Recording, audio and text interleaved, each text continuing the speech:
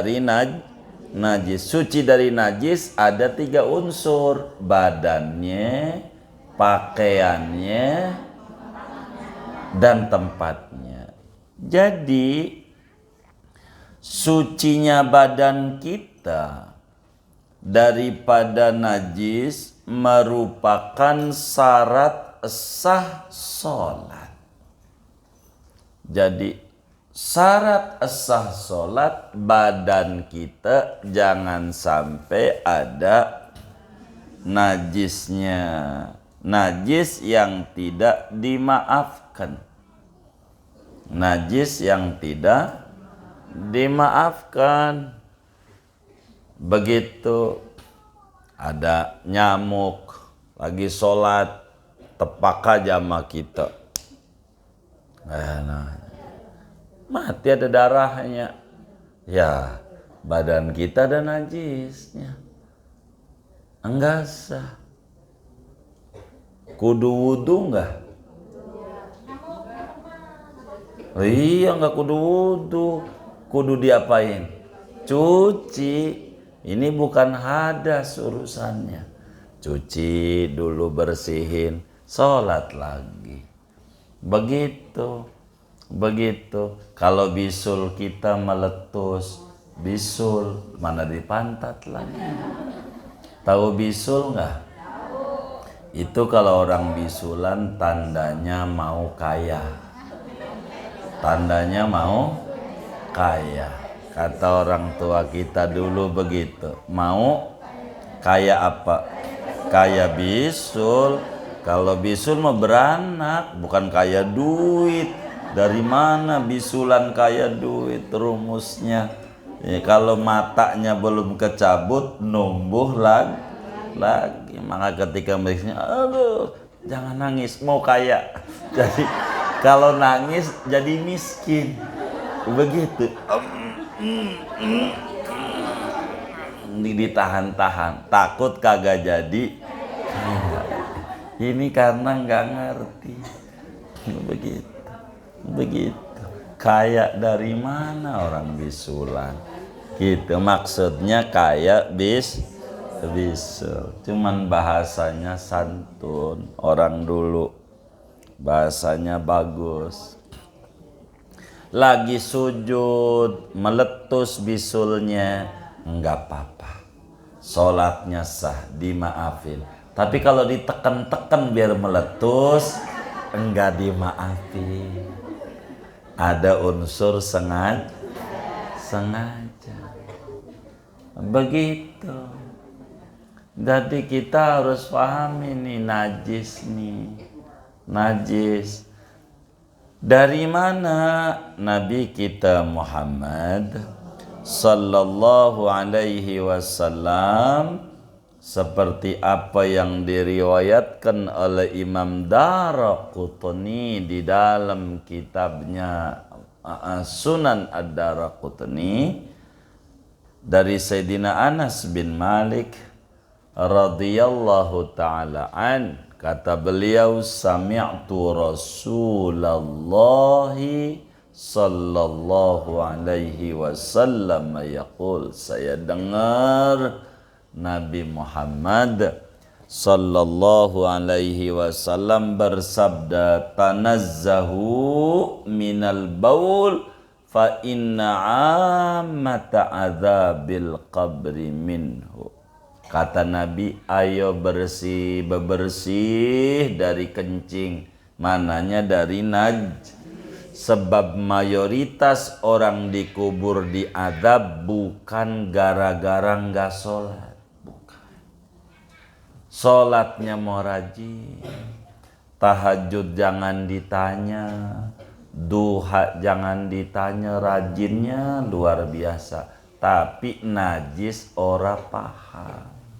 Banyak dikubur disiksa bukan gara-gara enggak sholat. Sholat mau sholat tapi enggak paham syarat-syarat sah sholat. Di antaranya suci daripada najis. Maka najis nih kudu bersih. Kencing, darah, itu namanya disebut najis. Begitu. Kalau ada najisnya nggak boleh, kata Nabi kepada Sayyidatina Fatimah bintu Abi Hubes, bilang begini, idza aqbalatil haidatu fada'i as-sholata. Bila men datang, lu tinggalin sholat, ora usah sholat. Sebab men itu darah itu najis. Syarat sholat kudu suci dari najis. Apanya? Badannya. Badanmu ada najisnya, udah tinggalin aja, tinggalin, ndak usah sholat, ndak usah sholat. Begitu. Jadi kitab fikih itu semuanya dari Nabi Muhammad, semuanya cuman bahasanya udah pakai bahasa ulama.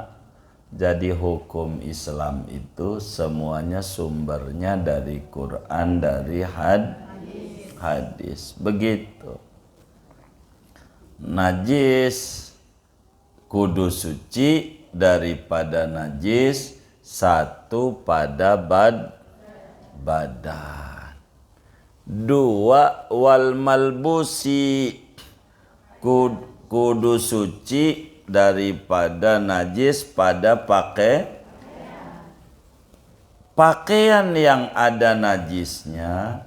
Kita pakai sholat, pastikan sholat kita tidak sah. Contoh, ibu punya anak kecil, gendong bocah, kencing tuh bocah kita, kencing karena pagi jam 7 kencingnya didiemin aja kering, lalu kemudian ketemu zuhur, kita wudhu aja, sholat, udah selesai salam, ingat baju kita ada najis, maka pastikan sholat kita tidak sah. Kenapa?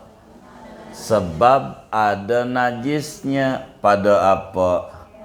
Pada pakaian. Kata Allah dalam surat Muddatsir, wasiyabaka fatahhir. Pakaianmu bersih. Kalau mau sholat, kudu pakaian yang bersih. Kalau pakaiannya nggak bersih, sholatnya tidak sah. Jangan sampai ada najisnya tuh. Mukna kita jangan sampai ada najisnya. Muknanya taruh aja di pojok, ya kena tai tikus. Begitu kita pakai sholat aja enggak sah sholatnya kalau ada najisnya. Jadi sholat ini banyak pernak-perniknya yang kita harus pahami betul. Kalau pakaian kita ada najisnya, sholat kita enggak sah. Gitu. Pakaian tuh apa aja yang dibawa sama kita. Artinya pakaian tuh bisa kopiah, orang laki gitu. Ibu mau mukna, begitu pakaiannya. Kalau ada najisnya, pastikan sholatnya tidak sah. Kalau nggak tahu muknanya kena kencing tikus atau kencing kucing, kita pakai sholat. Gitu. Akhirnya pas sudah sholat kita tahu. Pastikan sholat kita nggak sah, kudu diulang. Kudu diulang. Begitu. Ya gitu. Kenapa? Karena kita ada najisnya pada pakaian namanya. Wal makani dan tempat sholat. Jadi tempat sholat itu tempat dirinya kita. Sucinya tempat di mana kita diri saat sholat. Kalau kita diri pakai telapak kaki itu, jangan sampai ada najisnya. Jangan sampai ada najisnya. Tapi kalau enggak di tempat kita, pas mau sujud, lo di ubinnya ada tai tikus, enggak apa-apa. Yang penting jangan nempelin jidatnya sama tai tikus. Namanya tempat sholatnya ada. Kalau kita dilangkahin doang nih tai tikus di sini, kita sujud, enggak apa-apa. Apalagi enggak tahu seawalnya, karena enggak bersentuhan dengan najis, gitu. Gitu tempat sholat, begitu. Nih ubinnya nih, ada tai ayam, begitu kering, tutup sama sejadah ibu, umpamanya sholat di sejadah, namanya kita bukan di tempat sholat, di bawah tempat, enggak apa-apa kalau itu, begitu, karena kita tempat sholatnya enggak ada najisnya, begitu. Jadi kudu suci tempat di mana kita sholat, dari mulai tempat injekan kaki kita sampai tempat sujud kita. Jangan sampai saat melaksanakan sholat ada najisnya.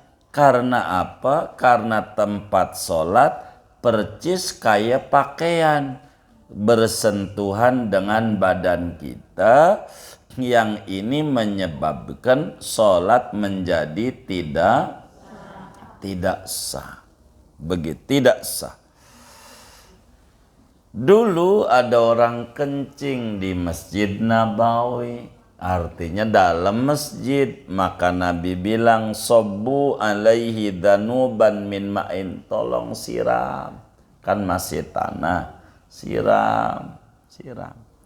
Gitu, sebab kencing itu adalah najis. Pokoknya kalau ada najis, pastikan sholat kita tidak sah.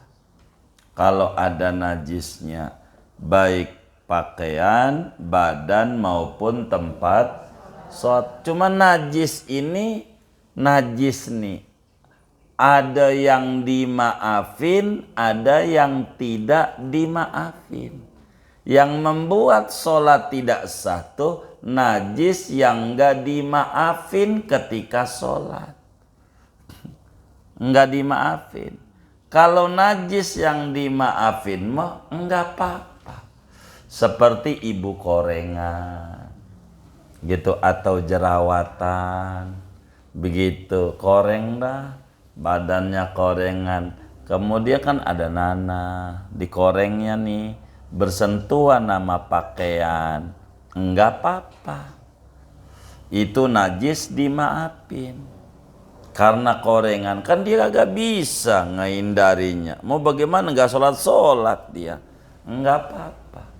Ketika dia ada korengan, jerawatnya meletus, ada darahnya, enggak apa-apa, meletus. Tapi kalau lagi sholat ya dicutik-cutik mah, ya itu mah ada unsur sengaja, kayak begitu-begitu. Ini nih harus diperhatikan betul. Yang paling pokok cara nyuci najis, biar benar, biar gampang pisahin mana ompol bocah, mana kotor karena keringat, bukan karena najis.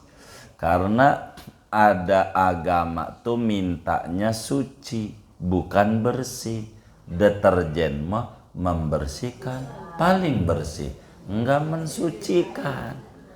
Mensucikanmu aturan agama, dia enggak bisa nyuciin, begitu. Ini harus suci, ada tata aturan. Cara nyuci kita najis, airnya dikit kah Airnya banyak, orang dulu nggak puyeng nyucinya di kali. Airnya banyak ngalir lagi, maka berkah. Sekolah kagak, anak banyak 30, tapi bisa ninggalin warisan. Kenapa? Bener ibadahnya. Kalau kita enggak, ompol bocah, baju kita, baju laki campur jadi satu. Begitu bocah kencing gak pakai cebok, jadi sehingga ditaruh di ember. Lah embernya ada nggak 216 liter? Enggak ada, standar banyak segitu. Gitu lah, nggak ada. Maka bila mana ditaruhin sempak bocah yang kencingnya nggak cebok, dengan sendirinya air yang di ember itu kasih kerudung ibu, kerudungnya jadi begitu kasih rinso, begitu bebusa dibuang rinsonya, disiram lagi ada najisnya, begitu ada najisnya, begitu jemur kering, pakai sholat. Rakaat pertama Yasin sampai kelar, rakaat kedua Tabarok sampai kelar. Sholatnya enggak, sebab jilbabnya ada. Ini yang harus diperhatiin, sholat nih begitu. Karena bukan bersih, standar agama suci begitu. Begitu juga ubinnya, punya anak kecil kencing di ubin, kencing kata kita masih mbak kita, bakno si bontot kencing, ambil air di ember, setengah, bawa kain pel, bener nggak? Begitu digosok tuh si kencingnya sama kain pel, maka kencingnya, kain pelnya jadi najis. Kain pelnya masukin di ember, maka air di embernya najis. Gosok, Mbak, sekalian kamar juga belum. Begitu. Dikasih kipas, kering nggak? Kering. Pulang kita ngaji, wudu, mau sholat, kalau mandi injak tuh ubin yang ada najisnya nempel di kaki. Sholat rakaat pertama Yasin, kedua Kahfi, tapi tidak sah. Makanya pikirin, sholat itu membawa ketenangan jiwa. Ala bidzikrillah tatmainnul. Ketahuilah dengan sholat itu hidupnya tenang. Begitu. Kita nih sholat bukan baru apa dari dulu? Baru apa dari dulu? Dari dulu doang apa dulu banget? Banget. Kudunya udah tenang banget. Masih suka pusing gak? Nah, kita jangan-jangan. Ini urusan syarat sholat nih, harus diperhatiin. Ini biar kita benar. Cara nih biar benar. Begitu. Biar benar. Begitu. Maka pakaian tuh jangan banyak-banyak. Cuma pakaian ditaruh aja banyak. Entar aja. Tinggal nunggu tinggal latu baru dia nyuci. Begitu. Emang ada yang kayak begitu? Saya curiga main nyengir-nyengir nih. Hanya yang benar. Begitu, biar kita ibadah ini nih yang paling susah. Sebetulnya urusan ibadah. Mana bajunya di laundry lagi, mana yang laundrynya kagak ngaji lagi. Begitu, baju si wangi, dipakai sholat, puyeng mulu. Ya masalah, ibu bikin kalau udah ngaji laundry syariah. Begitu. Cara nyucinya yang benar, cara nyucinya mahal dikit nggak apa-apa, wong bener nyucinya, bukan asal nyuci. Mana bisa orang sembarangan ngelondri begitu. Maka menang wangi dong, wangi. Apakah wangi jadi suci? Enggak, ketutup. Kecuali nyucinya benar. Itu nyuci, bagaimana mesin cucinya, ada najisnya apa enggak, dicampur apa enggak, tuh pakaian orang bekas apa. Jangan-jangan bekas minum-minum kena arak najis. Kan kita nggak paham. Mendingan nyuci sendiri, keluar keringat ganjaran gede. Agama itu enak, maka orang dulu subur, bahagia, karena benar cara nyucinya. Kalau kita kan ngambil gampang, begitu, ngambil gampang. Ya sih husnudzon, moga-moga yang nyuci itu udah pernah ngaji, ya kan? Jadi ngerti cara nyucinya, jadi sholat kita jadi sah. Ini kan berbicara sholat yang paling gampang. Kalau bukan sholat mau masa bono, mau ada najis mulu. Kan ibu nggak sholat nih, ngaji nih. Tadi sebelum ngaji dikencingin bocah, ngaji nggak apa-apa. Biar ada najisnya boleh-boleh, karena nggak jadi syarat. Sholat ini yang paling repot di sholat, paling repot. Ini yang harus betul-betul hati-hati. Jangan sampai ada najis. Itu syarat pertama. Jadi syarat pertama kudu suci. Suci ada dua. Pertama suci dari hadas, baik hadas kecil maupun hadas besar. Yang kedua suci dari najis, baik badan, pakaian, dan tempat sholat. Tapi najisnya yang tidak dimaafkan. Adapun najis yang dimaafkan mah enggak apa-apa. Inilah diantara kajian-kajian kita. Yang kedua, menutup aurat. Nanti aja, begitu, segini aja. Begitu ada yang ditanya mungkin dari materi ini atau di luarnya, sebelum doa dipersilahkan. Wallahu a'lam. Waalaikumsalam. Apakah ada maksimal umur untuk menopause, Pak? Menopause itu minimal orang menopause itu dalam usia 50 tahun umumnya. Berarti mennya sudah berhenti. Umumnya 60. Ketika orang udah 60, mennya sudah berhenti. Begitu. Bisa aja orang baru 45-an dia udah berhenti.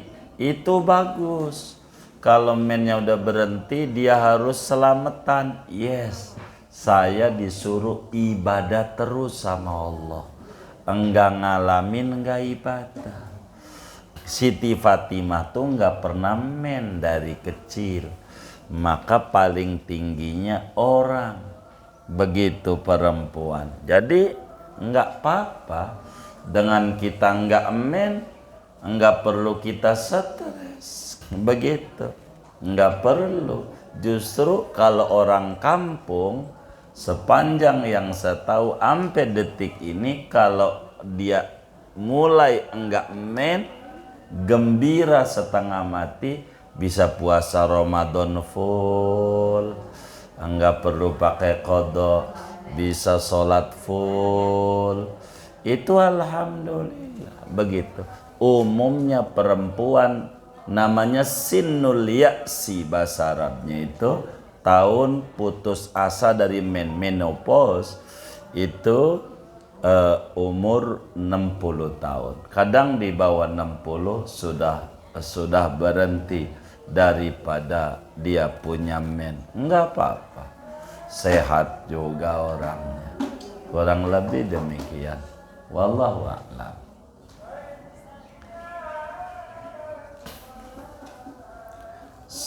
Baik. Kalau kita suka pergi jalan-jalan itu kan kadang-kadang kita mau sholat kita ragu-ragu dengan pakaian atau karena dalam kita gitu.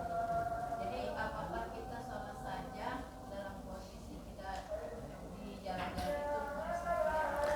Iya baik Bunda. Bagaimana dengan celana dalam kita khawatir kena kencing umpamanya? Sebetulnya solusinya banyak. Solusinya. Artinya karena memasuki wilayah teknis. Jadi kalau kita ragu dengan begitu, maka ketika sholat celana dalamnya dibuka saja. Masuk kamar kecil, dibuka. Begitu sholat. Nanti habis sholat pakai lagi. Itu satu. Saya takut ketinggalan. Kalau takut ketinggalan, celana dalamnya cuci aja, pakai aja. Nanti dingin, nggak apa-apa kayak puncak.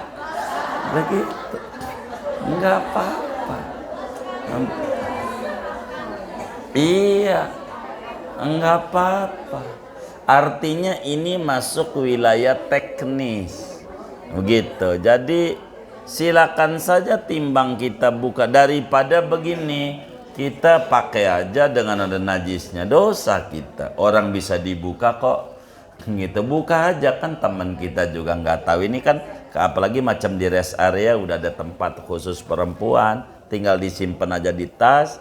Habis itu habis sholat masuk lagi, pakai lagi. Ntar asar begitu juga, begitu. Enggak apa-apa, enggak apa-apa yang kayak begitu. Jadi itu teknis, kan enggak disuruh sholat dengan pakai baju kering, enggak ada syarat sholat mau pakai baju kering, pakai baju basah. Kayak petani kan bajunya basah. Dan ingat, kotor belum tentu najis. Kita nggak boleh kotor, bukan, tapi nggak boleh ada najis. Kayak petani habis nyangkul jadi banyak lumpurnya, nggak apa-apa, kan kotor doang, tidak najis. Begitu. Jadi dia mandi di selokannya atau di kalinya kayak di gunung tuh.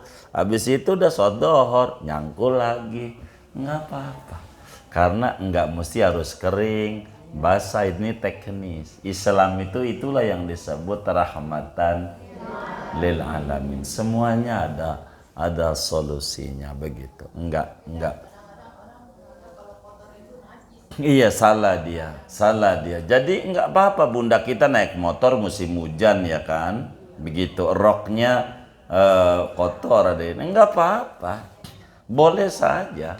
Karena kotor itu belum tentu najis. Najis itu udah pasti kotor, begitu. Sebagaimana bersih belum tentu suci. Kalau suci udah pasti bersih, begitu. Jadi kita harus bisa bedakan antara kotor dan najis. Baju kita, mohon maaf, seminggu kita pakai nggak ganti-ganti, itu tentu sebutnya kotor dan keringat. Nggak apa-apa sholat dengan begitu, boleh saja begitu. Karena itu bukan najis, begitu. Baju kita kena iler kan kotor, tidak najis gitu. Kecuali iler dari dalam perut besar, biasanya warnanya kuning, itu dari perut besar, itu baru dia najis. Iler enggak najis, iler ibu, begitu. Iler, apalagi iler walet, mahal, begitu. Yang punya waletnya mungkin lebih mahal lagi kalau dibotolin, yang punyanya nih ibunya, begitu. Maka iler ya nggak apa-apa, begitu. Hanya kotor, itu disebut kotor, belum tentu najis, nggak apa-apa, begitu. Boleh saja, begitu, kayak begitu. Ini yang kita harus fahami, kurang lebih demikian. Allah Allah.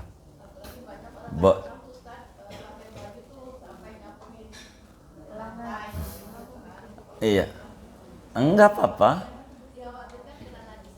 Iya, tapi ndak. Selama kita nggak yakin bahwa itu kan najis, nggak apa-apa, pakai aja dia. Kalau kita bakal, karena sudut pandang orang berbeda-beda, jadi kadang kan orang tuh berbicara terkait dengan istilah dalam tanda kutip higienis namanya.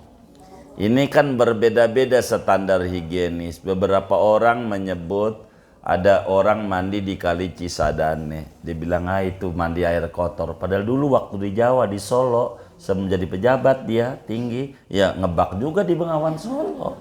Karena sekarang aja tinggal di komplek elit, merasa ini kan berbicara gaya hidup, istilah kata. Jadi nggak apa-apa dengan dia pakaiannya ngingser ini begitu. Yang penting tidak bersentuhan dengan najis, kurang lebih begitu. Kotor belum tentu najis. Wallahu alam. Kalau video itu bisa dijadiin saksi nggak sih? Video Saksi itu apa ya? maksudnya membantu kesaksian dalam apa kayak perzinahan gitu kan seseorang. Oh, tidak bisa ya. Bisa kalau video. Tidak bisa, yang namanya alat itu tidak bisa dijadikan dasar untuk hukum. Karena alat itu bisa direkayasa. Banyak itu orang yang kena tuduhan itu begini. Cara orang ngancurin orang begitu gampang. Dia diundang, dikasih tempat istirahat semacam hotel begitu. Dia mohon maaf karena merasa kamar sendiri, dia buka baju, tahu-tahu ada perempuan lewat. Lah, video udah dibuat begitu. Video ini buktinya, ini buktinya begitu, buktinya nih. Padahal rekayasa namanya. Dan itu banyak video itu banyak yang enggak banyak video. Jadi nggak bisa video itu begitu dijadikan barang bukti. Maka ada namanya digital forensik. Dia tahu diambil di mana, bagaimana ini siapa. Ini sekarang ini bisa. Dulu kan ada semacam Habib Bahar itu yang nyupir pakai kaki. Itu kan bukan Habib Bahar yang pakai kaki itu nyupir. Tampangnya sama. Ya zaman belakangan bisa. Banyak hal. Di akhir zaman itu bisa aja. Orang gambar orang aja itu suka bikin meme itu. Badannya siapa, dikasih muka siapa. Itu banyak yang kayak begitu. Zaman akhir ini susah. Begitu, susah zaman akhir ini. Jadi bisa di frame. Bisa di frame, ketidakbenaran dianggap benar, yang benar bisa dikata tidak benar. Jadi tergantung bagaimana menviralkan. Itu kayak begitu. Ini maka sulit, itu namanya disebut khobar atau berita. Berita itu bisa benar, bisa bohong. Betul, bisa bohong. Maka kenapa orang banyak dalam hidupnya yang rusak? Kebanyakan orang hidup ini yang jadi rusak, penyebab utamanya namanya melihat pakai telinga atau mendengar pakai mata. Begitu. Lihat satu video namanya lihat, langsung disimpulin yang belum tentu jelas kebenarannya. Banyak kok. Begitu yang kayak begitu, penipuan ada. Pakai nomor teleponnya, fotonya. Bisa zaman dulu mau mama minta pulsa. Zaman dulu, sekarang mau enggak gambarnya ini, ngakunya itu. Banyak begitu, banyak. Maka karena kita orang ini pribadi tidak minta uang kepada jamaah, begitu, kecuali yang gigi 2000 istilah kita. Maka ketika ada orang dapat WA atas nama kita nggak percaya, karena kita nggak pernah minta uang kepada jamaah majelis begitu. Maka ini namanya banyak, ada video lah, ada ini ya, penipuan di zaman akhir. Belum lagi orang nawarin minjemin, bagus, namanya pinjol. Gitu lama-lama benjol, lama-lama. Itu begitu, ini zaman akhir. Maka singkatnya, video belum tentu bisa dijadikan barang bukti, dan mungkin saja bisa, mungkin, tapi tidak bisa. Omongan bisa dipotong-potong, kayak video ini. Cara ngerusak gampang, potong aja, diambil sepotong, jadi ribut. Gitu, jadi ribut. Ya karena ngambilnya kalimatnya sepotong ngambilnya. Jadi itu kayak begitu. Maka alat itu tidak bisa untuk dijadikan dasar hukum, tapi alat penunjang bisa. Alat penunjang artinya bisa saja dengan data forensik kebenarannya harus dicek ulang sehingga enggak bisa langsung dipastikan kebenaran. Itulah berita. Ini kayak ngaji begini nih. Ngajinya hari apa? Kamis. Bisa aja yang punya video nge-share-nya Rebo, nge-share-nya Kamis. Dikata ngajinya baru hari itu, padahal udah kapan tahun itu, nge-share-nya tahun depan. Bisa aja. Banyak video-video lama tuh anggota-anggota dewan tuh muncul sekarang lagi, ribut lagi. Yang ini nih, yang kayak begitu, ya jadi repot. Kalau udah mau pemilu, ngomongin identitas lagi, padahal yang milih muslim juga, sekarang ribut lagi.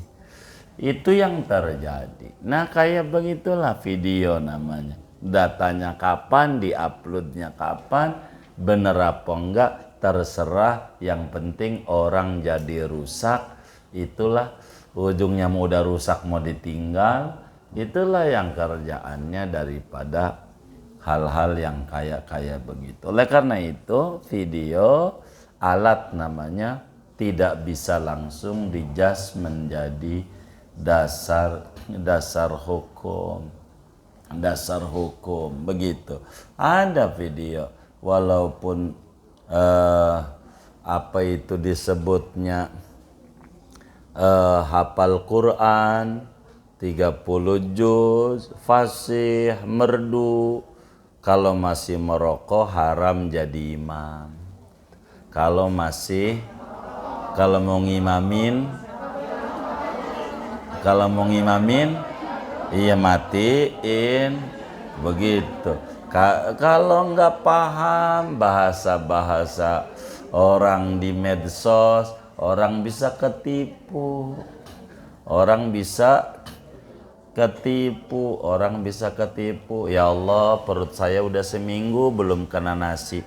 Kata kita, saya mau udah hampir 2 tahun nggak kena nasi, perut nggak kena nasi, nggak ketempelan nasi.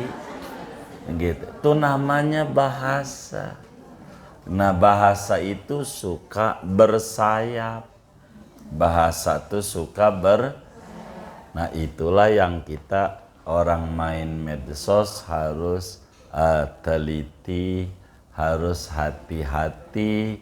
Ujungnya kalau bahasa Betawinya namanya kecelek, salah sendiri begitu. Karena ini namanya alat banyak gitu, banyak macam-macam begitu, macam-macam. Karena kayak begitu di zaman akhir itu ya, jadi macam-macam. Ini repotnya di zaman akhir tuh kayak begitu. Wallahu a'lam. Sudah baik, kita baca Fatihah. Ini ada infak dari hamba Allah, minta didoakan anaknya Maharani, semoga menjadi anak yang solehah, baik, dari Bunda Hamimah. Kita baca Fatihah, mudah-mudahan infaknya diterima oleh Allah, diganti berlipat ganda, diberikan rezeki yang luas, yang halal, yang barokah, dan anaknya dijadikan hamba Allah yang solehah, yang berbakti kepada kedua orang tua diberikan ilmu yang manfaat, menjadi qurratu a'yun bagi kedua orang tuanya. Al-Fatihah.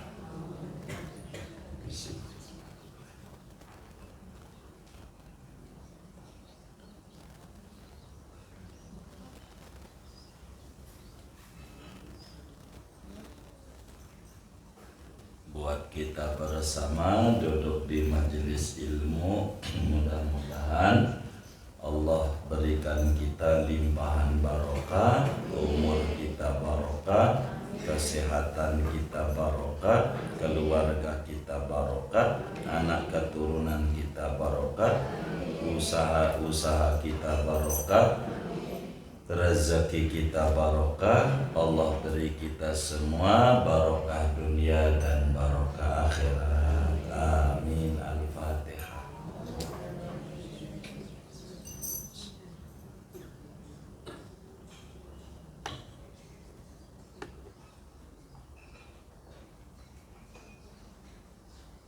Alhamdulillah.